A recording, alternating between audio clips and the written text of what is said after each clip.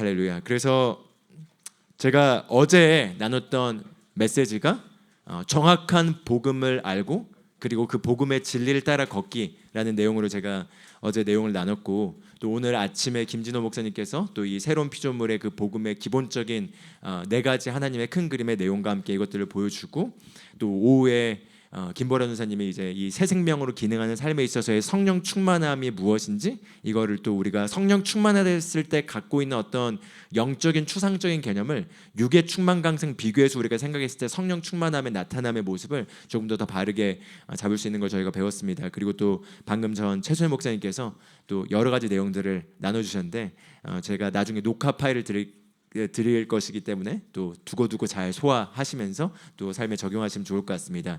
그래서 어제 봤던 메시지 하나를 다시 좀 복습하기를 원하는데요. 갈라디아서 2장 14절 말씀을 같이 읽어보도록 하겠습니다. 2장 14절. 그러나 그들이 복음의 진리에 따라 바르게 걷지 아니하는 것을 내가 보고 그들 모두 앞에서 베드로에게 이르되. 어제 이 내용을 나눴죠. 그래서 복음을 사도 바울은 정확하게 알았고, 그 정확하게 알게 된 그 복음에 있어서의 확신이 심지어 하늘에서 천사가 어떤 얘기를 해준다 하더라도 그것이 내가 전한 복음과 일치하지 않는다면 그들은 저주를 받아야 될지어다, 이렇게 얘기를 하면서 쭉 1장의 톤에서 2장으로 넘어와서, 그러나 우리가 복음 안에서 그리스도 안에 있는 이 복음 안에서 누리는 자유함을 엿보고 그것을 빼앗아서 우리를 속박하려고 몰래 숨어 들어온 자들이 우리를 속이려고 이렇게 노리고 있지만, 내가 조금 더 이 복음의 진리 안에서 이걸 사수함에 있어서 내가 양보하지 않았다, 이런 얘기를 하고, 그런데 이제 베드로가 그리고 바나바가 그리고 또 유대인 그리스도인들이 안디옥 교회에서 어떻게 이 상황에 휩쓸려 가지고 복음의 진리에서 벗어났는지에 대한 얘기를 하는 장면의 내용을 우리가 본 것입니다. 그래서 제가 이 시간 사실 나눈 거는 방금 전에 최순일 목사님께서 나누신 내용과 좀 일치하는 메시지인데요. 그 전에 방금 전에 이런 얘기를 해주셨죠. 우리가 어떤 거에 대해서 안다고 했을 때 그 안다라는 개념이 굉장히 큰 차이가 있을 수 있죠. 예를 들어 제가 김보라 전사를 아는 것과 여러분들이 김보라 전사를 아는 거에도 동일한 알다라는 단어 안에 큰 차이가 있는 거고, 또 엄마로서 아이를 양육한다라고 했을 때 그 양육한다는 걸 안다라고 했을 때 아이를 낳아본 어머니가 키워본 어머니가 안다라는 것과 아직 결혼을 안 해본 사람이 그걸 조금 책 읽고 안다라는 건 큰 차이가 있는 것처럼, 어떤 거에 대해서 안다고 했을 때 그 안다의 개념이 굉장히 갭이 클 수가 있습니다. 그런데 우리가 어떤 거에 대해서 안다고 했을 때 거기에 있어서 100% 아는 게 아니면은 어떤 2% 부족한 것이 결국엔 우리 삶에 그게 나타나지 않게 돼서 괴리감이 있게 되는 것을 결국 우리가 점검하면서 그걸 계속 이제 채워 나가야 된다는 걸 나눠주셨는데, 제가 이번 두 번째 제 메시지 강의 제목은 아는 것과 믿는 것에서 하나가 되어 완전한 사람에 이르기라는 제목을 정했고, 본문 성경 구절이 에베소서 4장 13절에서 15절까지 말씀입니다. 그래서 먼저 본문 성경 구절 같이 한번 읽어보면 좋겠습니다. 13절부터 읽겠습니다. 마침내 우리가 다 믿음과 하나님의 아들을 아는 것에서 하나가 되어 완전한 사람에 이르고 그리스도의 충만하심에 장성한 분량에까지 이르리니, 그 목적은 우리가 이제부터 더 이상 어린아이가 되지 아니하여 사람들의 속임수와 몰래 숨어서 속이려 하는 자들이 사용하는 간교한 술수로 말미암아 온갖 교리의 바람에 이리저리 흔들려 밀려 다니지 아니하고 오직 사랑 안에서 진리를 바라며 모든 일에서 그분 안에 이르도록 성장하게 하려 함이라. 그분은 머리시니 곧 그리스도시니라, 이렇게 얘기하고 있습니다. 그래서 13절을 다시 보면 이렇게 얘기합니다. 우리가 다 믿음과 하나님의 아들을 아는 것에서 하나가 돼요. 믿음과 그리고 하나님의 아들을 아는 것에서 하나가 돼요. 즉 아는 것과 그리고 그것을 믿는 것에 있어서 조금 더 괴리감 없이 완전히 하나가 되어서, 그래서 완전한 사람에 이르고, 이렇게 얘기하고 있습니다. 영어로는 perfect man 이렇게 얘기하는데, 즉 우리가 아는 것에서 멈추는 것이 아니라 그 아는 것과 그것을 믿어서 실제 삶에서 그것이 나타나는 것이 완전히 100% 일치하게 될 때 그게 우리가 완전한 상태라는 거죠. 그래서 완전한 사람에 이르는 그 위치가 어떤지를 보여주는데 이렇게 얘기하고 있죠. 그리스도의 충만하심에 장성한 분량에까지 이르리니. 할렐루야. 그리고 이것이 바로 모든 어떤 특별한 소수의 사람들만이 아니라 모든 그리스도인들이 그렇게 되도록 하나님께서 의도하셨습니다. 그리고 예수님을 보내셔서 그 일을 다 이루셨고 우리에게 이제 이 새로운 본성을 주셔서 이 새로운 본성으로 우리가 그렇게 처음부터 바르게 접근해서 바르게 적용하면은 모든 그리스도인들이 이 일을 성취해서 그리스도와 동일한 상태로 이 땅에서 기능하는 삶을 살도록 하는 것이 바로 하나님의 의도시고 그게 가능하다라는 거죠. 우리가 교회의 전통 안에서 또 우리가 신앙의 배경 안에서 들어오고 배웠던 건 정말 기독교 안에서 존경받고 성숙한 목사님으로 존경받는 목사님들이 저는 아직도 부족합니다. 저는 이렇게 해도 아직 모자랍니다. 어떤 이런 얘기들을 우리가 많이 듣다 보니까 내 경험과도 일치한 거죠. 신앙을 열심히 신앙생활하고 해도 이르를 수가 없어요. 뭔가 말씀에 말하는 걸. 그런 가운데서 존경받는 많은 신앙의 선배분들 다 그렇게 얘기하다 보니 이건 도저히 이룰 수 없는 정말 힘든 거고 그래서 우리가 평생 십자가에 우리 자신을 못 박으면서 이렇게 고군분투해야 되구나라는 어떤 사상들을 받아들였지만 그러나 에베소 교회 사도 바울이 우리에게 얘기해주고 있는 건 복음을 아는 것과 믿는 것에서 하나가 되어서 온전한 사람을 이루어서 우리가 다 그리스도의 충만하심에 장성한 분량에 이르기까지 우리가 자라나게 하는 것이 바로 하나님의 계획이고 우리 모두가 그걸 할 수 있다는 거죠. 그런데 그 14절을 보면 그 목적은 우리가 어제 읽었던 내용들을 같이 기억해 보면 좋겠습니다. 근데 그렇게 우리가 그리스도의 충만하심의 장성한 분량에 이르게 되면 어떻게 되냐면 14절에 더 이상 어린아이가 되지 아니하여 사람들의 속임수와 몰래 숨어서 속이려 하는 자들이 사용하는 간교한 술수로 말미암는 온갖 교리의 바람에 이리저리 밀려 흔들려 다니지 아니한다 이렇게 얘기하고 있습니다. 즉 결국 사단이 끝없이 우리에게 하고자 하는 것은 바로 진리를 도둑질해가는 것입니다.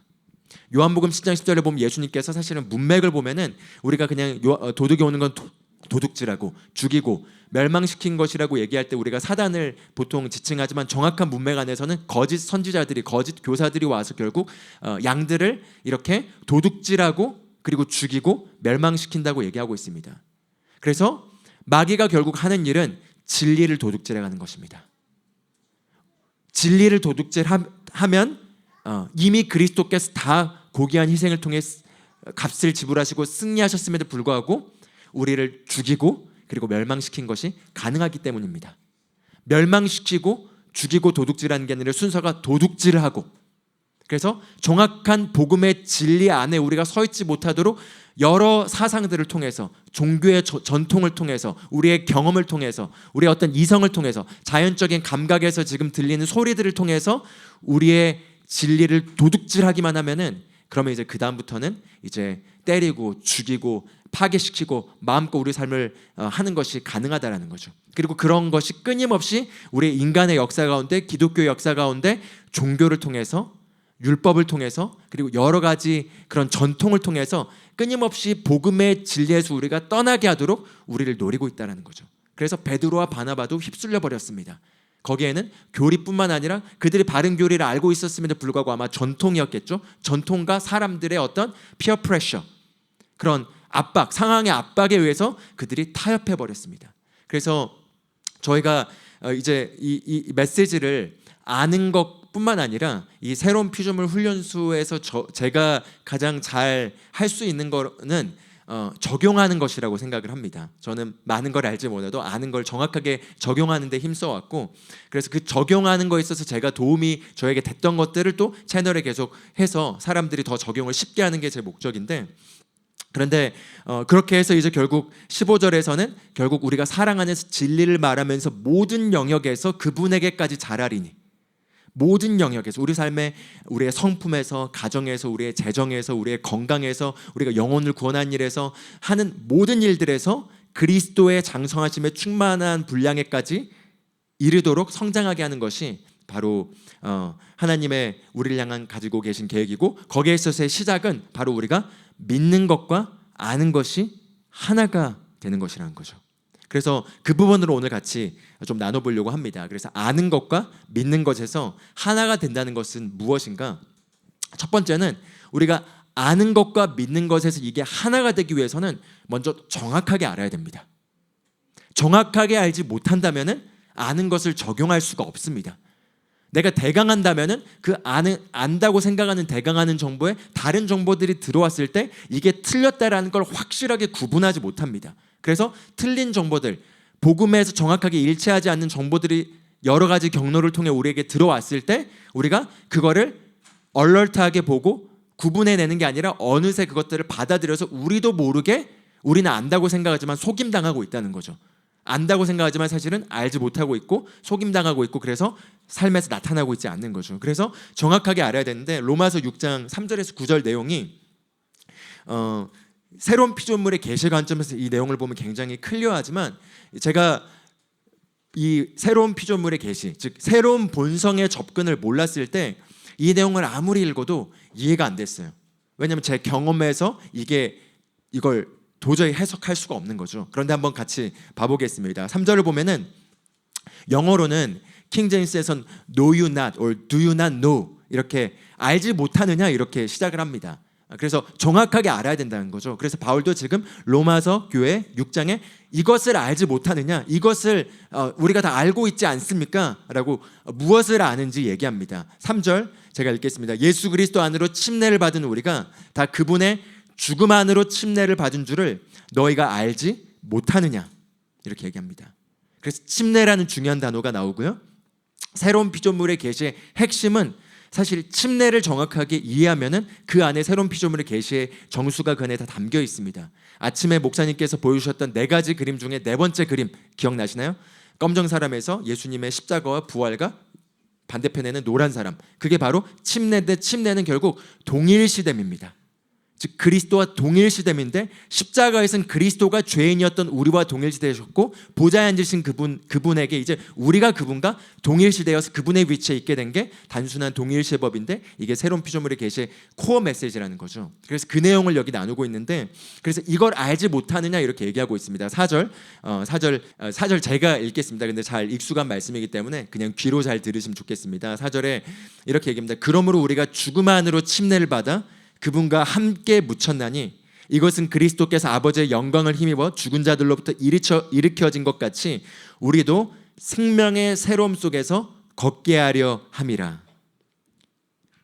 방금 전에 우리가 최소의 목사님 말씀을 들었다면 이제 이런 성경 구절을 들을 때 생명하면 생명이 확 떠올라와야 됩니다. 이 생명은 조의 생명이고, 우리가 그리스도와 함께 침례를 받았다는 건, 죽음 안으로 침례를 받았다는 것은 그분과 함께 죽어서 장사되었고, 그리고 하나님께서 그리스도를 영광 가운데 살리셨을 때 우리도 생명의 새로움 가운데 걷게 하려 함이라 하면서 사실 복음의 정수를 다 얘기를 한 것이죠. 이것을 알지 못하느냐 이렇게 얘기를 하고 있는 것입니다. 그러면서 5절에는 만일 우리가 그분의 죽음과 같은 모양으로 함께 신겼으면 또한 그분의 부활과 같은 모양으로 되리라 이렇게 얘기하면서 6절은 거기 있거든요. 6절 같이 읽어보겠습니다. 우리가 이것을 알거니와 우리의 옛사람이 그분과 함께 십자가에 못 박힌 것은 죄의 몸을 멸하여 이제부터는 우리가 죄를 섬기지 아니하게 하려 함이니, 이렇게 얘기하고 있습니다. 3절에서 이것을 알지 못하느냐라고 얘기하고 있고, 6절에서 우리가 이것을 알거니와, 그러니까 무엇을 정확하게 알고 있냐는 거죠.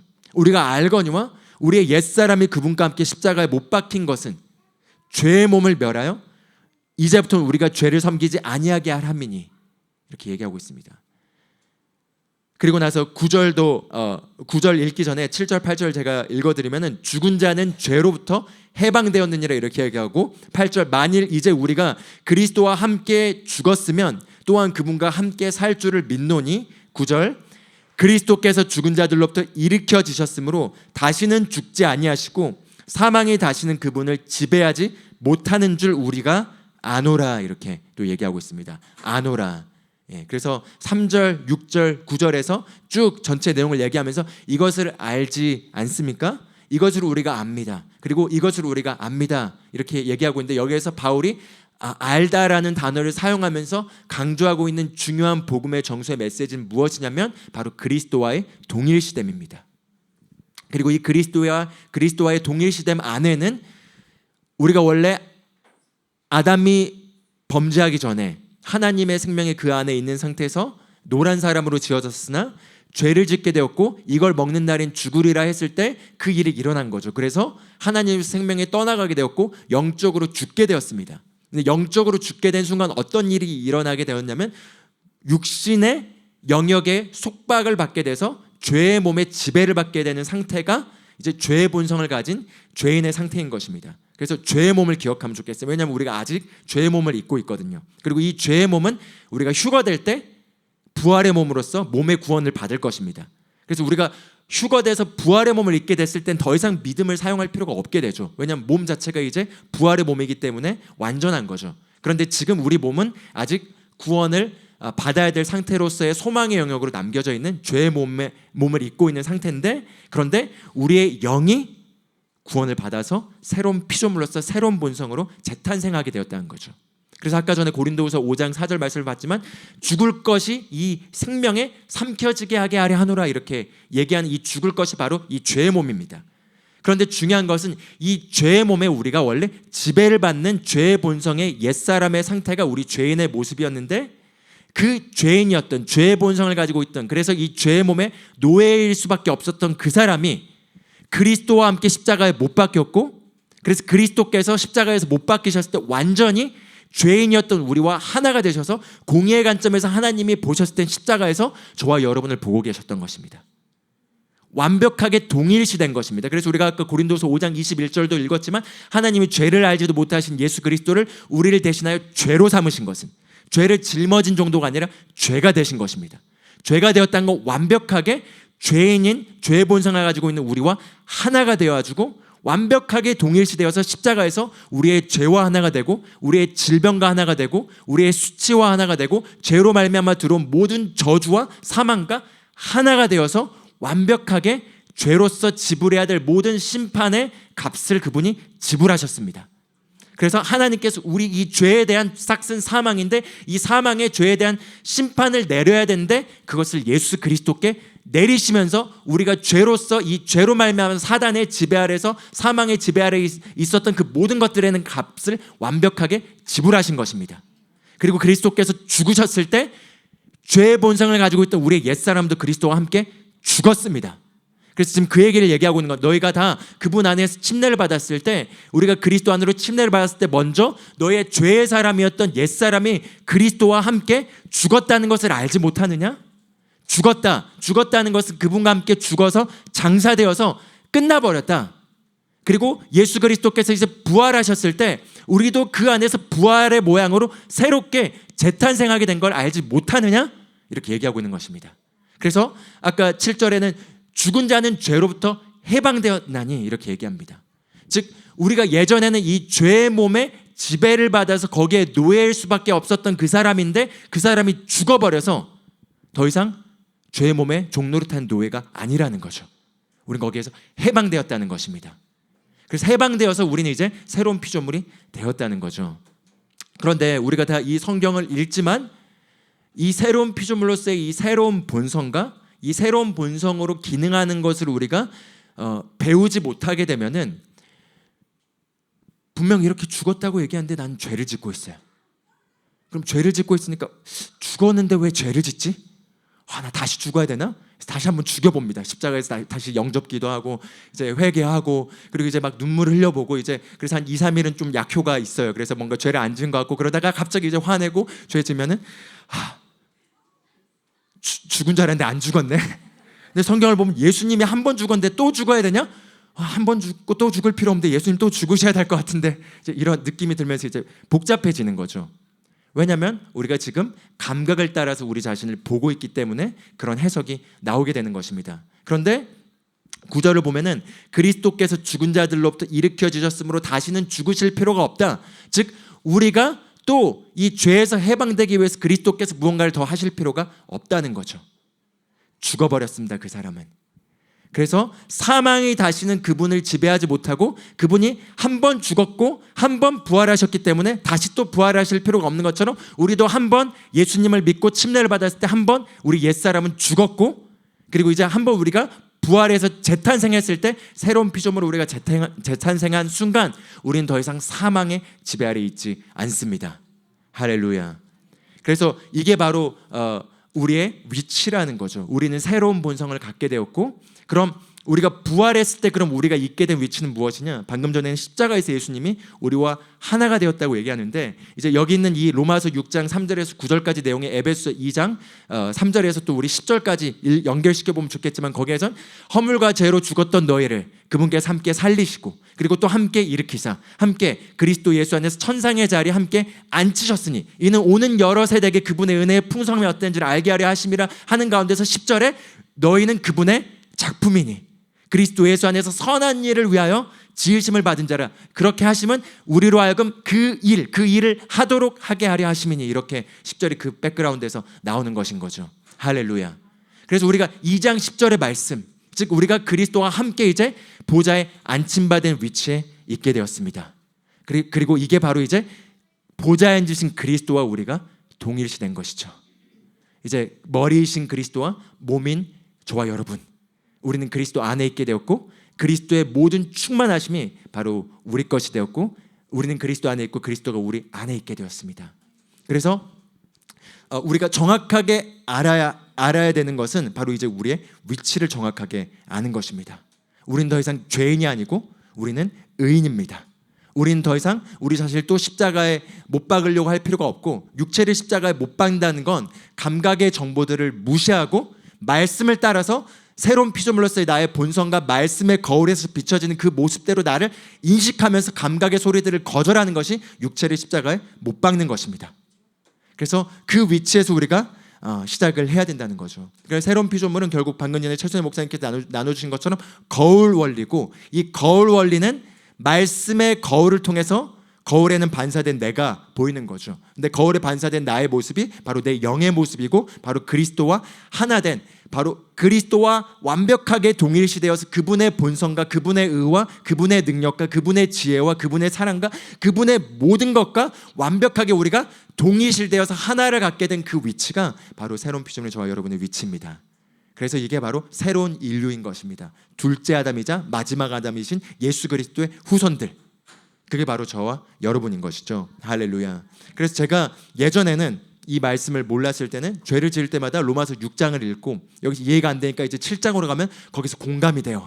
바울도 똑같이 나와 어려움을 경험했네 이러면서 이게 인생인가 보다 하면서 이제 괴로웠는데 이런 신앙생활 하고 싶지 않다 이렇게 갔다가 이제 사실은 7장은 율법 아래에 있는 상태를 얘기하고 있는 것이고 사실 이제 7장 마지막에서 8장으로 가서 8장에 이제 복음의 완벽한 새로운 피조물로 걷는 것에 대한 정수의 메시지가 8장 전체에 담겨 있는 것이죠. 생명의 성령의 법 아래 있는 우리에겐 죄와 사망의 벌에서 우리는 해방케 되었고 결코 정죄함이 없는 것입니다. 할렐루야. 예, 그래서 방금 전 세션에서 우리의 새로운 본성으로 기능하고 그리고 새로운 피조물로서 걷는 법에 대한 내용을 나눴기 때문에 우리가 먼저 정확하게 알아야 되고요. 그리고 이제 이 안 것을 우리가 지켜야 합니다. 왜냐하면 지키지 못하도록 하는 끊임없는 여러 소리들이 전통을 통해서 우리가 과거에 배워왔던 것들, 알아왔던 것들을 통해서 그뿐만 아니라 우리의 감각의 소리를 통해서 끊임없이 들려오기 때문인 거죠. 그래서 첫 번째는 알아야 되는 것이고요. 그럼 두 번째는 이제 아는 것과 믿는 것에서 하나를 이루어서 온전한 사람이 되는 것이죠. 그럼 이제 믿는 것에 대한 부분을 얘기해 보도록 하겠습니다. 그럼 먼저 이제 알았다면 두 번째는 그렇게 여겨야 합니다. 영어로는 reckon이라는 단어를 사도 바울이 쓰고 있는데 6장 11절 말씀을 같이 한번 읽어보도록 하겠습니다. 6장 11절 이와 같이 너희도 너희 자신을 죄에 대하여는 참으로 죽은 자여 하나님께 대하여는 예수 그리스도 우리를 주를 통해 산 자로 여길지어다 이렇게 얘기하고 있습니다. 여기서 reckon이라는 단어가 나왔고 reckon이라는 단어 말 그대로 여겨라는 거죠. 여겨라는 것은 감각의 정보에서는 그렇게 말하고 있지 않을 수 있다는 것입니다.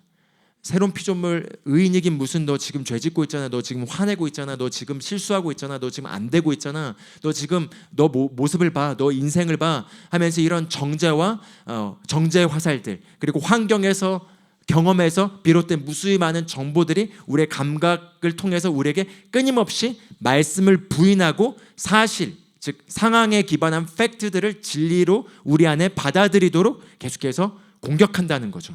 그래서 거기에서 이제 우리가 싸워야 될 게 바로 그 정보들을 거절하고 여기는 것입니다. 이게 자연적인 관점에서 보면 우리가 거짓말하고 사는 거예요. 그런데 마귀의 거짓말에 우리가 진리로 대응하는 거죠. 그게 세상이 보기에는 너 왜 아픈데 아프다고 얘기 안 해? 너 왜 안 되는데 너가 성공이라고 얘기해? 너 왜 죄를 짓고 있는데 죄인이라고 얘기 안 하고 의인이라고 얘기해? 이렇게 하는 거기에 있어서 우리가 여겨야 된다는 거죠. 말씀대로 여기는 것입니다. 그래서 고린도서 5장 16절 말씀도 같이 봐보도록 하겠습니다. 결국 여긴다는 것은 이렇게 17절이 우리 새로운 피조물 말씀이잖아요. 근데 저는 17절 연결시키는 중요한 말씀이 16절이라고 생각합니다. 같이 한번 읽어보겠습니다. 그러므로 이제부터는 우리가 아무도 육신을 따라 알지 아니하노니 참으로 우리가 그리스도도 육신을 따라 알았으나 이제부터는 그분을 더 이상 그같이 알지 아니하노라. 아멘. 할렐루야. 예. 육신을 따라 알지 아니하노니. 저는 이 문장이 너무 좋습니다. 이 문장이 모든 육신의 소리와 말씀과 반대되는 모든 소리들에 대해서 그것들을 차단시켜주고 우리를 그리스도 안에서 복음의 진리 가운데 걷게 하도록 지켜주는 아주 중요한 툴이라고 할 수가 있겠습니다. 육신을 따라 알지 아니하노니. 예. 우리가 너무 많은 경우 육신을 따라 우리를 자꾸 보게 됩니다.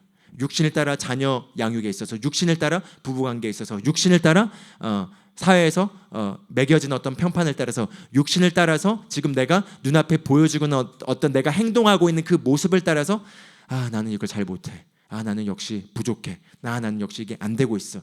역시 나는 또 이걸 적용해도 잘 안 돼. 등등등. 이 육신을 따라서 이 소리들이 들려오는 거죠. 그런데 거기에 있어서 이제 우리가 아는 것과 믿는 것에서 하나 되기 위해서 이제 해야 될 출발은 이제 아는 것을 그렇게 여기는 것입니다.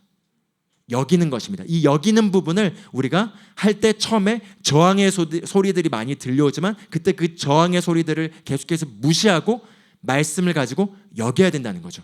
나는 육신을 따라 나를 알기를 거절합니다. 나는 그리스도 안에서 내가 누구인지를 인식합니다. 나는 그리스도 안에서 하나님의 의가 되었습니다. 나는 더 이상 죄인이 아닙니다.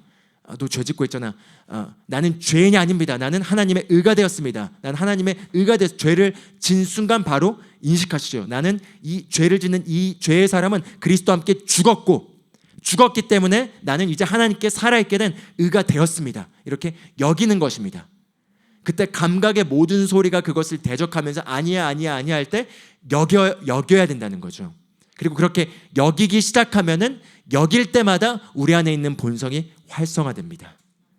그게 이제 바로 죽을 것이 생명에 삼켜지게 하는 프로세스라고 할 수가 있겠습니다. 그래서 예를 들어 우리가 질병에 대해서도 마찬가지겠죠. 몸이 아픈다면은 아픈 것에 있어서 여러 가지 우리가 아팠던 과거의 경험, 또 이 질병에 대한 세상의 정보들, 그리고 자연적이고 이성적이고 논리적인 정보들을 통해서 왔을 때 나는 그리스도 안에서 이 조의 생명을 가졌기 때문에 내 육체는 항상 하나님의 신성한 건강의 생명이 흐르고, 그렇기 때문에 이 질병은 내 몸에 머무를 수 없고 나는 아픈 자가 아니라 나는 건강한 자다라고 여기는 것입니다. 그렇게 여기는 것이죠. 예, 그래서 그렇게 여기는 것을 연습하는 것이고요. 그럼 그렇게 이제 아는 것을 많은 것을 아는 것이 아니라 이제 내가 한 가지 아는 것을 그렇게 내 삶의 모든 영역에서 여기는 것을 계속해서 우리가 적용하고, 그럼 이제 여기기 시작했다면 그 다음에 세 번째는 그렇게 행동하는 것입니다. 그게 아까 최순혜 목사님께서 말씀을 행한다고 했을 때 항상 우리가 행동을 당장 바꾸려고 하는 게 아니라 먼저 안을 보고, 그리고 안을 본 다음에 거기에서부터 우리가 행함으로써 행동이 바뀌는 것이다. 그래서 말씀을 행한다는 결국 안에서부터의 누구인지를 인식하면서 풀어나오는 능력으로 우리가 행동을 할 때 결국 우리 삶이 바뀐다 얘기를 한 것이죠. 그게 바로 우리가 그렇게 여기는 게 안을 들여다보는 것이고요. 그래서 안을 들여다봐서 바깥에 있는 정보들이 우리를 그렇게 여기려고 유혹할 때 아니야, 나는 외부에 있는 이 상황들이나 정보들이나 사람들의 소리나 내 과거의 경험이나 과거의 소리들이나 이런 것들로 나를 여기기를 거절해. 난 육신을 따라 나를 알지 않아. 이제 나는 그리스도 안에 있으며 이제 나는 새로운 피조물이야. 이전 것은 지나갔고 나는 새롭게 된 나를 바라봐. 이렇게 여기고, 그렇게 이제 여겼다면은 그렇게 여긴 거에 맞춰서 행동을 하는 것입니다. 그리고 그게 믿음인 것입니다. 믿음은 고린도서 5장 우리 6절 보면 믿음은 보는 것으로 행하지 않고 내가 믿음으로 걷는다 이렇게 얘기를 하죠. 보는 것으로 걷지 않는다. 즉 보여지는 것에서 끊임없이 들려오는 소리가 있고 그 소리를 우리가 있는 그대로 받아들이게 되면 육신을 따라 자꾸 우리를 알게 됩니다. 그리고 그 육신을 따라 알게 되면은 모든 종교적인 전통 안의 가르침들이 육신을 따라 아는 것에서부터 해결하려는 신앙에 접근을 하고 있기 때문에 그게 우리를 복음의 진리에서 다시 벗어나 버리게 하고 다시 율법 아래 가두거나 또는 속박 아래 가둬버리거나 축복을 더 받으려고 하는 접근으로 들어가게 하는 거죠. 내가 능력이 안 나타난 것 같기 때문에 뭔가 능력병에 가서 기도를 해야겠어. 기도를 하는 건 좋은 것이죠. 그렇지만 내 안에 능력이 이미 있기 때문에 이 능력을 내가 인식하고 나가서 행하면은 훨씬 더 빠르게 능력이 나타날 것입니다.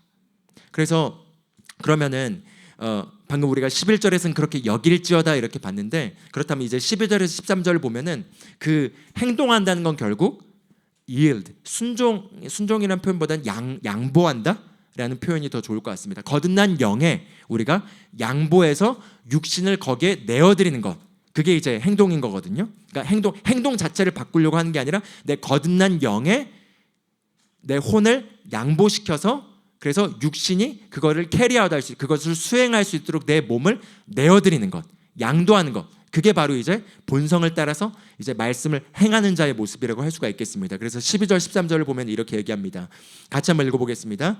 그러므로 너희는 죄가 너희의 죽을 몸 안에서 군림하지 못하게 하여 몸의 정욕 안에서 죄에게 순종하지 말고, 또한 너희 지체를 13절 또한 너희 지체를 불의의 도구로 죄에게 내주지 말며 오직 너희 자신을 죽은 자들로부터 살아난 자로서 하나님께 드리고 너희 지체를 의의 도구로 하나님께 드리라, 이렇게 얘기하고 있습니다. 할렐루야.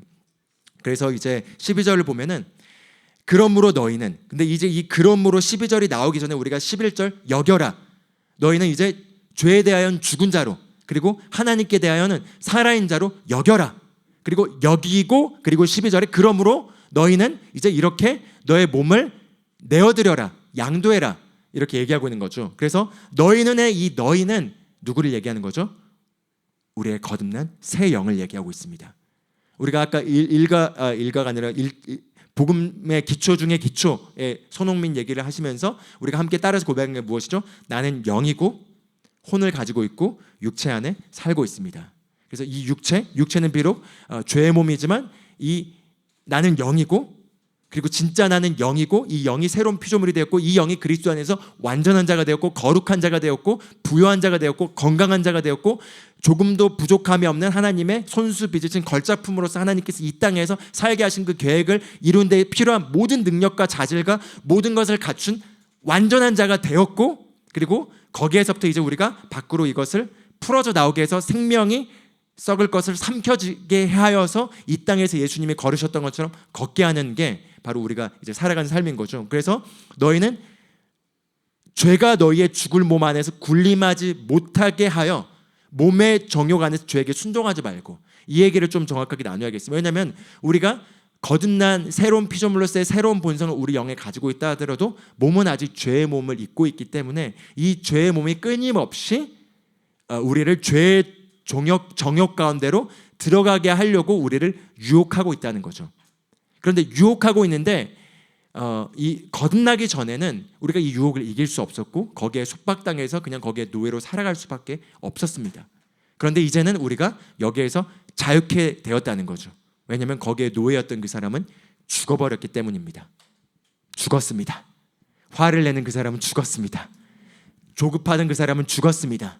또는 연약했던 그 사람은 죽었습니다. 그게 어떤 형태의 속박이든 우리가 자유 가운데 걷지 못하게 하는 종로로 타는 그 사람은 죽었습니다. 죽었기 때문에 우리가 더 이상 거기에 순종할 필요가 없다는 거죠.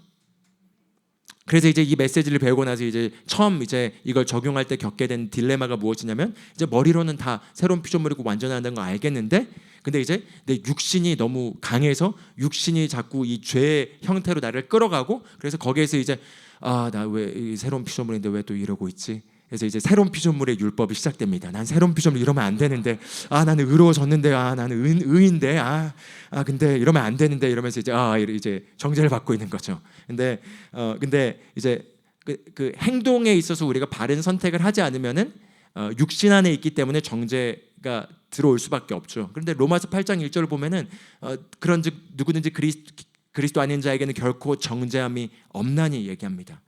그럼 정죄가 없는데 왜 나는 정죄를 받는 거죠? 근데 8장 1절을 보면은 단서가 그들은 육신을 따라 행하지 아니하고 영을 따라 행함이라. 즉 육신을 따라 행하지 않는다는 거죠. 영을 따라 행한다는 거죠. 육신을 따라 행하지 않고 영을 따라 행한다는 것은 그 8장에서 보면 결국 set our mind on the things of the spirit, 이게 영을 따라 행하는 것이고, 육신을 따라 행하는 건 육신의 생각에 우리의 마음을 두게 하는 것이 육신을 따라 행하는 것입니다. 그래서 우리가 어떻게 정죄를 안 받을 수 있냐면, 제가 지난 시간에 저희 주일 메시지에도 나눴지만, 우리가 몸이 음식을 안 먹으면 배고프잖아요. 또 잠을 많이 못 자면 졸리죠. 지금 또 잠을 어제 밤새셔가지고 좀 졸리신 분들이 있습니다. 그러면은 졸음이 오면은 너무 졸려가지고 몸이 회복하기 위해서 잡니다. 그렇죠? 조는 건 좋은 거예요. 잠을 보충하는 거거든요. 그래서 잠이 필요하면 주무셔도 됩니다. 조수 됩니다. 그래도 다 필요한 건 다 메시지 들을 줄 믿습니다. 그런데 배고프면은 저희가 막 짜증나고 또 힘이 없게 되기도 하고 막 이런데, 그럼 뭐죠? 먹으면 되죠. 먹어야 될 때 나 먹어야 되는데, 나 밥이 앞에 있습니다. 나 밥 먹어야 되는데 먹지 않아서 너무 힘이 없어. 먹어야 된다 하면서 스스로를 책망하거나 자책하시나요? 그러지 않고 먹죠. 먹으면 몸이 힘이 납니다. 그래서 마찬가지로 영을 따라 걷는 것은 내가 왜 이러지가 아니라 왜 이러지 할 생각에 샤라바 고이아라바 사카라바 샤라 하면서 이제 몸을 한번 때려주고, 몸아 너는 이 죄의 몸아 너는 내 거듭난 영에 복종하게 돼 있어 하면서, 어디서 화를 내고 있어, 나는 하나님의 사랑으로 충만합니다 샤카라바 하고 바로 회개하고 용서를 구하고 부부와 화목을 항상 유지하고 자녀에게 항상 평강을 유지하고, 이렇게 바로바로 적용을 하는 것입니다. 평강이 빼앗기려고 할 때 바로 다시 영을 풀어놓고 왜 이렇게 지금 불안하지가 아니라 바로 내 영을 들여다보면서 거기에서 끌어내는 거죠. 그리고 그거는 어디에서나, 운전하면서나 심지어 일하면서 어디서든지 할 수 있고, 일하면서 아니면 어떤 상황에서 이게 너무 빼앗긴다면 화장실로 들어가서 화장실에서 2분 동안이라도 급속 충전해서 다시 바른 위치에서 나올 수 있습니다. 그래서 어려운 게 아닙니다. 근데 안 하고 그리고 이제 행동을 보면서 이렇게 하면 안 되는데, 이게 이제 정죄하는 거죠. 근데 그렇게 정죄 패턴이 육신을 따라 생각하고 있는 것입니다. 그런데 우리는 더 이상 육신을 따라 우리 자신을 알지 아니합니다. 아멘. 그래서 그렇게 하는 것이 바로 첫 번째 시작이고요. 그렇게 우리가 죄의 몸에게 우리가 내어주는 것이 아니라 우리의 거듭난 영에게 우리 몸을 끊임없이 내어주면서 그렇게 살 때 이제 우리 몸이 의의 도구가 되게 되고, 이 의의 도구가 되게 될 때 하나님께서 막힘없이 마음껏 우리를 향해 가지고 계신 그 계획들을 마음껏 사용하실 수가 있는 것입니다. 아멘. 그래서 야고보서 2장 17절에서 20절 말씀을 보고 마무리하기를 원합니다. 2장 17절 20절을 보면은 이제 이 아는 것과 이제 믿는 것에서 하나가 되는 것. 근데 이제 이 아는 것과 믿는 것에 하나 되는 걸 제가 지금 나누고 있는 것에서 정확하게 그럼 알아야 되고, 정확하게 아는 걸 가지고 그렇게 모든 영역에서 여겨야 되고, 모든 영역에서 그렇게 여길 뿐만 아니라 여겨서 그렇게 이제 행동으로 우리 육신을 내어드려서 그렇게 선택하고 생각하고 말하고 행동을 해야 되는데, 거기에 있어서 이제 우리가 믿음으로 한다고 하지만 그 믿음이 진짜 믿음이 아닌 거에 대해서 이제 보여주고 있습니다.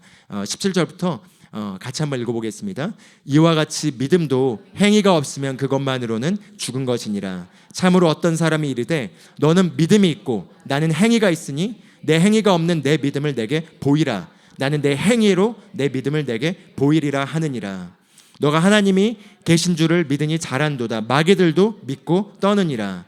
그러나 오 허무한 사람아, 행위 없는 믿음이 죽은 것인 줄을 너가 알지 못하느냐, 알고자 하느냐, 이렇게 얘기하고 있습니다. 그래서 여기에서 이제 행동을 강조하는 부분을 볼 수가 있죠. 그래서 어떤 사람이 믿는다고 하는데 근데 행동을 보면은 믿음이 전혀 반영되는 행동이 나타나고 있지 않다면 그 믿음은 죽은 믿음이다, 이렇게 얘기하고 있는 것입니다. 그러니까 사실 그건 믿음이 아니고 지적 동의라고 할 수가 있겠습니다. 머리로는 알고 내가 믿는다고 하지만 실제로 아는 것과 믿는 것이 하나가 된 게 아닌 것입니다. 그래서 행동이 나타나고 있지 않는 거죠. 그래서 아는 것과 행동에 괴리감이 있는 상태인 거죠. 그런데 아는 것과 믿는 것에 하나가 있게 되면 완전한 사람을 이루게 돼서 그것이 우리의 일부가 되어가지고 행동에서 그것이 나타나게 됩니다. 그런데 또 다른 방식은 내가 그렇게 안 느껴져도 그렇게 여겼다면은 그렇게 내 몸을 내어드려서 그렇게 행동으로 움직이면은 그게 나타나기 시작한다는 거죠. 그래서 믿는 자에겐 이런 표적이 따르리니라고 예수님께서 말씀하시죠. 표적이 따르고 믿는 것이 아니라 믿는 자에게 이런 표적이 따르리니. 네, 그래서 그게 바로 행동하는 거죠. 예를 들어 눈앞에 아픈 사람이 보였을 때 그때 믿는 자에겐 이런 표적이 따르니 병든 자에게 손을 얹으지 그들이 나으리라 라는 말씀을 내가 믿는 것과 아는 것에서 하나가 된다는 건 보자마자 손을 얹고 치유를 풀어놓는 것입니다. 그리고 믿었다면 반드시 물어봐야 되는 것입니다. 어떠세요? 지금 더 나아졌어요? 하고 나서 혹시 안 되면 어떻게 해서 그냥 안 물어보면 됐는지 안 됐는지 나도 모르니까 그럼 됐다고 내가 그냥 여기면 되니까 이것도 사실은 자신감의 100%가 없는 거죠. 근데 믿었다면 계속 하는 것입니다. 그래서 제가 믿는 자로서 제가 스스로를 질문해 이 말씀을 저한테 대입해 보면서 이제 제가 치유 사역을 이제 적용할 때 이 분야를 제가 이제 스스로 또 개척해 나가야 되는 제 자신의 경험해 보지 않는 부분을 할 때 많은 사람들을 제가 치유 기도를 해주려고 손을 얹고 낫지 않은 경험들이 많이 있었어요. 특히 이제 목회 사역 안에서 아픈 분들 왔을 때 이제 기도해주고 안 낫던 경험들이 많이 있다 보니까 그냥 이제 저도 안 하게 되는 거죠. 해도 안 믿고 있는 거죠. 해도 그냥 나았을 거라고 생각하기보다는 그냥 그렇게 그냥 의례적으로 그냥 마음을 다해 기도해 주지만, 근데 제가 이제 여기에서 말씀을 믿지 않는다는 걸 발견했고, 내가 믿는다면 여기에서 나의 행동은 어떻게 해야 될까? 그래서 제가 제 행동을 그냥 앉아서 먼저 시뮬레이션을 돌려보기 시작했어요. 내가 이 믿는다는 게 행동으로 정확하게 나타난다는 건 반드시 그렇게 내가 볼 때마다 행해야겠구나. 그래서 그때부터 어딜 가나 만약에 확실한 징표로서 아픈 사람을 보면 무조건 그게 어떤 질병의 형태든 가서 기도해 주기 시작했습니다. 질병을 꾸짖고 손을 얹고 기도하고, 그리고 물어봤습니다. 그리고 물어보고 여전히 아프대요. 안 나았어요. 그래서 그러냐, 알겠다. 돌아와서 이제 다시 말씀을 딱 보고 기도하면서 제 영안에서 정확하게 예수님의 위치를 다시 바라보고, 그래서 감각의 정보를 통해서 안 되잖아, 포기해, 넌 아직 그 레벨이 아니야, 넌 능력이 없어라는 생각들을 거절하고, 복음엔 하나님의 능력이 완벽하기 때문에 이 감각의 정보들을 거절하고 믿었다면 계속 해야 되는 거죠. 안 됐기 때문에 포기하는 것이 아니라 계속 하는 겁니다. 그래서 계속 하기 시작하고 계속 믿음으로 물어보고 했더니 어느 시점에 딱 그냥 치유가 계속 나타나더라고요. 바로 나았다는 거죠. 그리고 제가 물어보면서 확실하게 정가 후를 확인하기 위해서 아픈 행동의 어떤 동작들을 해보라고 물어보면은 그걸 할 때 하면서 놀라면서 이제 치유가 되었다고 이제 얘기를 하는 거죠. 근데 그 과정이 이제 더 많이 있다 보니까 이제 지난 1년 넘게 이제 이 사역을 하면서 요즘은 나가면 하루에도 한 4-5건은 치유는 항상 물어보면서 아픈 사람이 있으면 바로바로 경험을 하는데, 그러다 보니까 이제 그렇게 제가 알았고, 예를 들어 이제 복음을 알았고 치유의 능력이 제 안에 있다는 걸 알았고, 두 번째 그렇게 여겼고, 그래서 비록 손을 얹고 안 나았음에도 불구하고 여겼습니다. 정보가 넌 아직 안 돼라는 걸 거절하고, 믿는 자에게 이런 표적이 따르니 예수님이 하시는 나도 동일하게 한다라고 계속 나갔고, 그리고 여기면서 제가 계속 육신을 죄의 몸에 순종하여서 아픈 자를 봤을 때 불신앙에 타협해서 안 하는 것이 아니라 나가서 계속 의의 도구로서 나가서 움직여서 계속 행동하기 시작했고, 그렇게 이제 많은 경험들도 뒷받침되니까 제 안에 지금은 그냥 어떤 사람을 보든 기도해주면 나을 거란 믿음이 있어요. 안 될 거라는 생각이 별로 없어졌어요. 왜냐하면 이제 경험까지 일치되니까 제 존재의 일부가 된 것인 거죠. 그게 이제 아는 것과 믿는 것에서 하나가 되는 프로세스라고 할 수가 있겠습니다. 그래서 제가 이걸 제 치유 사역의 예시로 나눴지만 어느 분야든지 우리가 다 그렇게 적용해 볼 수가 있겠습니다. 예를 들어 우리가 방금 전에 에베소서 2장 10절 말씀을 봤는데, 2장 10절 말씀 하나만으로 우리는 정말 행복하고 자신감 있고 담대한 인생을 살 수 있습니다. 이 말씀이 계시로 깨달아진다면 우리는 정말 무궁무진한 놀랍고 위대한 미래를 기대하면서 전진해 나갈 수가 있습니다. 그런데 많은 경우 우리가 어떤 꿈을 꾸고 어떤 목표를 향해 나아가려고 할 때 과거의 실패의 기억들, 그리고 현재의 모습들로 말미암아 부족하다고 느낍니다. 그렇죠?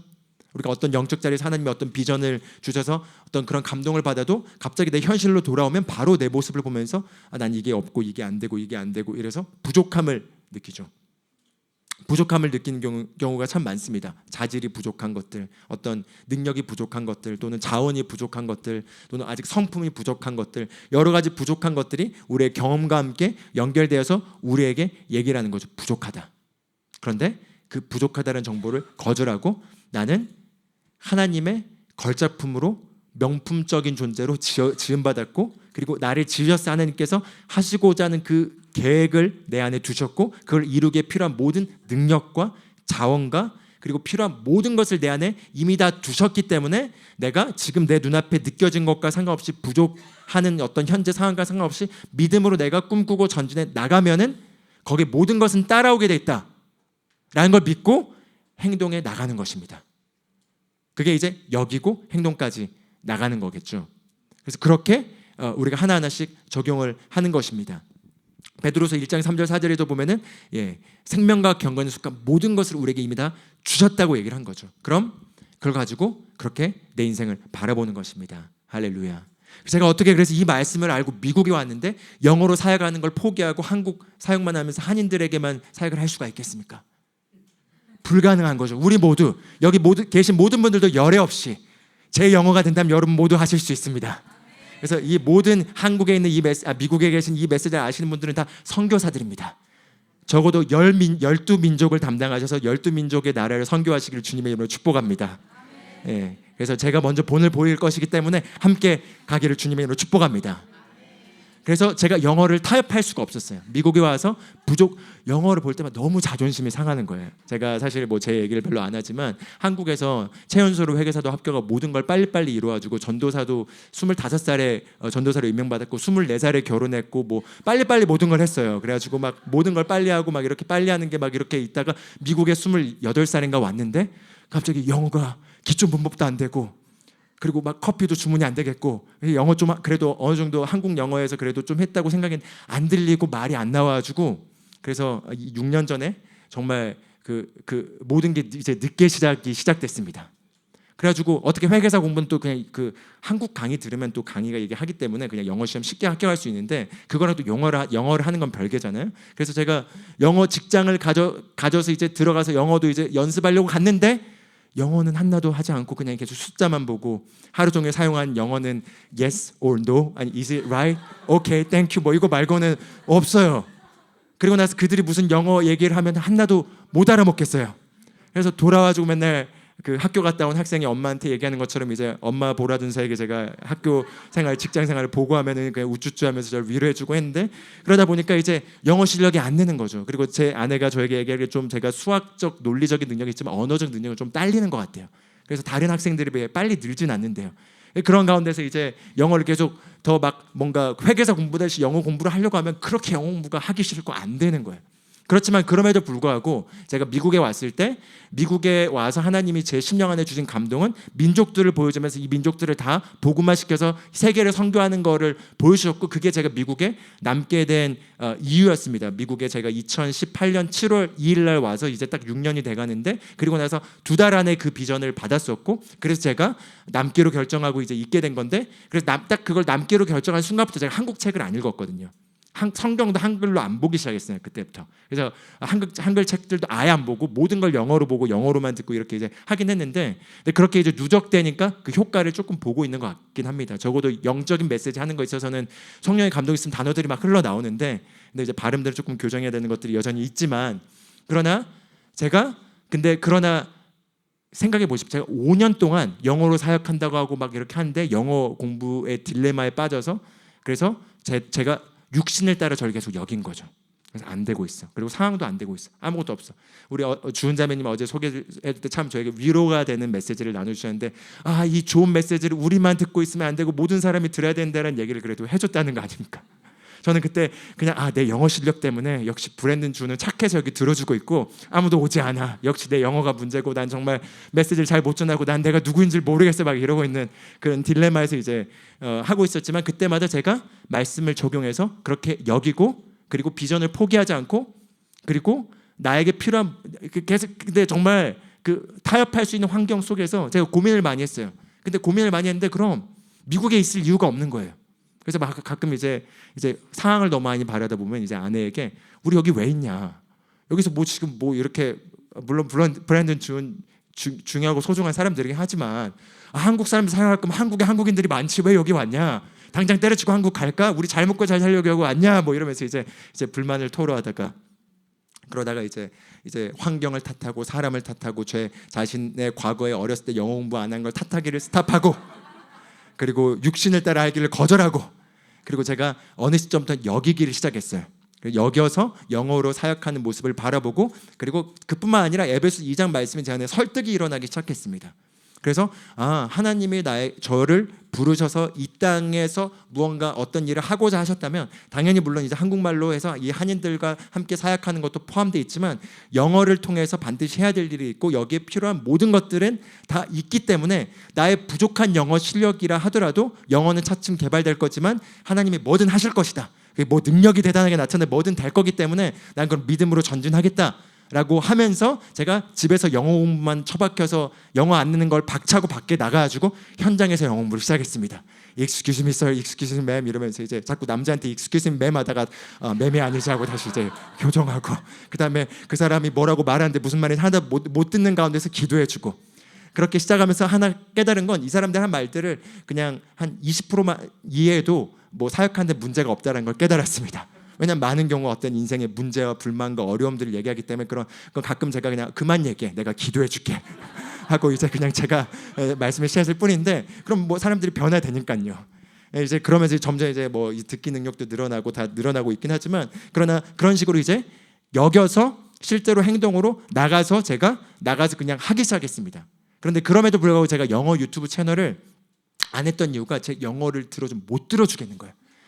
한국말이 이렇게 쉽게 이렇게 술술 잘 나오는데 영어를 들으면 참혹해가지고 듣고 나서 제가 듣지 못해서 꺼버리고 그냥 이렇게 막 파일을 삭제해버리고 이랬었는데, 그런데 이제 작년부터 제가 그냥 영어도 그냥 올리기 시작했고, 올려서 이제 한글 채널을 올리면 그래도 조회수가 좀 나오거든요. 그래서 다 여기 이렇게 연결된 거, 영어는 조회수가 20몇, 그 20몇도 제가 막 많이 여러 번 봐가지고, 근데 그랬는데 그럼 이제 다시 그냥 집어치우고 싶은 막 유혹이 막 여기 드는데, 아니야 난 육신을 따라 여기지 않을 거야.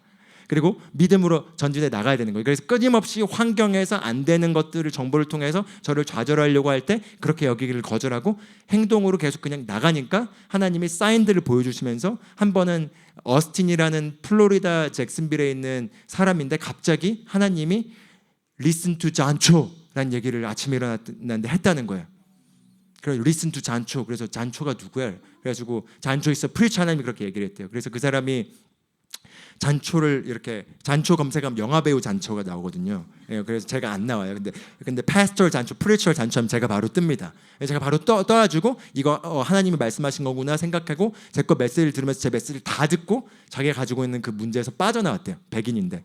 그래가지고 그 사람이 이제 달라스 여기 출장 올 일이 있어서 저를 꼭 만나고 싶다고 해서 저랑 제 아내를 같이 만났습니다. 만나서 이제 자초중을 얘기해 주는데, 자신은 원래 약 10년 전에 10대 때 예수님을 뜨겁게 만나고 되게 또 성령님께 예민해서, 그래가지고 그런 성령의 은사들도 많이 경험하고 나가서 막 전도하고 사람들 치유하고 또 예언의 말씀도 하고 지식의 말씀도 하고 이런 걸 경험했다가 자기 친구들이 다 세상에 빠지면서 자기도 세상에 빠져가지고 거의 10년 정도는 그냥 세상적으로 살면서 하나님 없이 살아가다가 이제 최근에 이제 결혼하고 아이도 태어나면서 내가 내 인생을 이렇게 방탕하게 살아가서는 안 되겠다는 생각을 하면서 이제 회개하고 돌이키면서 주님 안에서 다시 이제 돌아가려고 하는데, 그런데 이제 율법과 육신의 딜레마에 빠지면서 여전히 벗어나오지 못하는 그 굴레에 있었던 거죠.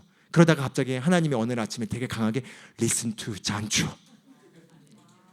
그렇게 많은 사역자들이 미국에 넘치고 제가 가끔 영어 사역 메시지 올리면 믿음의 말씀이 이렇게 훌륭한 분들도 많고 뭐 앤드류 오맥도 있고 내가 여기 왜 이걸 해야 되나 하면 갑자기 살아야 될 이유가 없어져요. 그럼 어디 가서 뭘 하지? 근데 그럼 이제 무조건 미국을 떠나야 돼요. 한국으로 다시 돌아가야 돼요. 근데 이제 어쨌든 영어도 씨앗을 뿌리기 시작하고, 또 여기 로컬에는 뭐 텍사스가 기독교인들이 많다고 하지만 나가서 만나보면 정말 80% 90% 이상은 복음을 잘 모르는 사람들이 태반입니다. 예. 그리고 예수님 믿지 않는 사람도 너무나 많고, 그래서 우리 뭐 데니엘이나 디디나 다 이렇게 만나가지고 믿게 된 이 사람들은 그 누구도 몰라요. 믿음의 말씀이나 뭐든 그냥 알려준 거 가지고 삶이 변화되는 걸 경험하고 있습니다.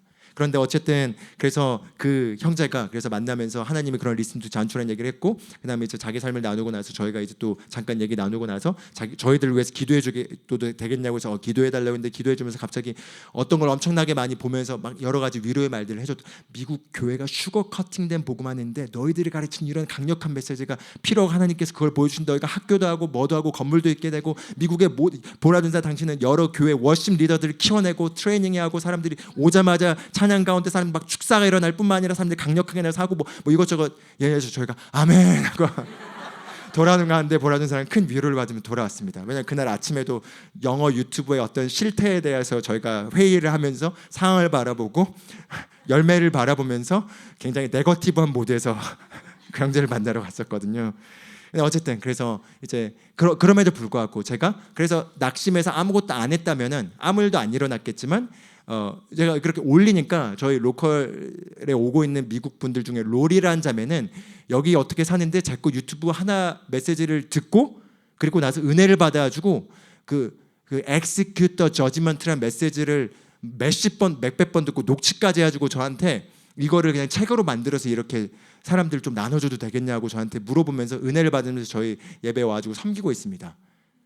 근데 그 자매가 이제 제 메시지 너무 좋다고 모든 걸 다 그냥 타이핑해가지고 문법 알아서 셀프 교정해가지고 다 책으로 내주고 싶다는 거죠. 할렐루야. 필요한 모든 것이 다 예비되어 있습니다. 모든 것이 예비되어 있기 때문에 우리가 믿음으로 전진해 나가면 된다는 거죠.